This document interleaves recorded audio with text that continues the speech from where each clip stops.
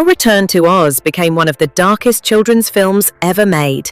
Back in the 1980s, Disney commissioned a sequel to The Wizard of Oz, which was as scary as it was unconventional. Released 40 years ago this week, it was a box office failure, but has since become a cult classic. The films we watch as children often leave the deepest marks. Walter Murch's Return to Oz, 1985, has a reputation as being one of the scariest children's films of the 1980s.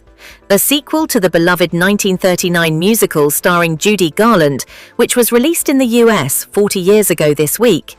It is notorious for traumatizing young audiences and is jam-packed with creepy images, from Dorothy Gale getting trapped inside villainess Princess Mombi's chamber of disembodied heads, to the Wheelers, a pack of cackling creatures with wheels for feet.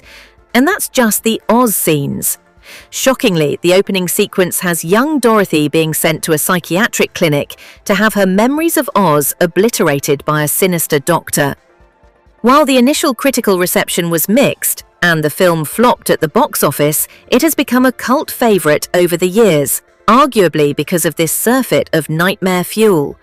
An Academy Award-winning sound designer and respected editor, Murch had worked on some of the most notable films of the 1970s, including THX 1138, which he co-wrote with George Lucas, American Graffiti, The Conversation, and Apocalypse Now, but had yet to direct his own feature when Disney, which was undergoing significant changes in management in the 1980s, approached him to make something with them. Murch already had an idea in mind, a sequel to the MGM classic The Wizard of Oz, but one more faithful to L. Frank Baum's books. Murch had grown up on the Oz books, his mother loved them, and they were the first novels he can remember reading. Disney, it transpired, had the rights to them, which came as a surprise to Murch, but they expired in 5 years, which meant they needed to move quickly. The script, which Murch co-wrote with Gil Dennis, is a composite of 2 of Baum's books, Ozma of Oz and The Magical Land of Oz.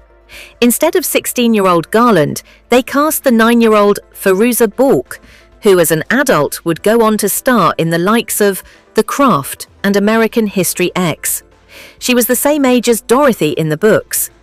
The film would not have the vaudevillian sheen of the original. Crucially, it would not be a musical, but rather something more grounded. The look of Dorothy's famous traveling companions, the Scarecrow, Tin Woodman, and the Cowardly Lion, who spend most of the movie turned to stone until they're brought back to life at the end, is inspired by the original illustrations rather than the 1939 film, while the only notable holdover from that production would be Dorothy's iconic ruby slippers. The slippers are silver in the books, which they had to pay for the rights to use. Of course, I knew this was a risky endeavor,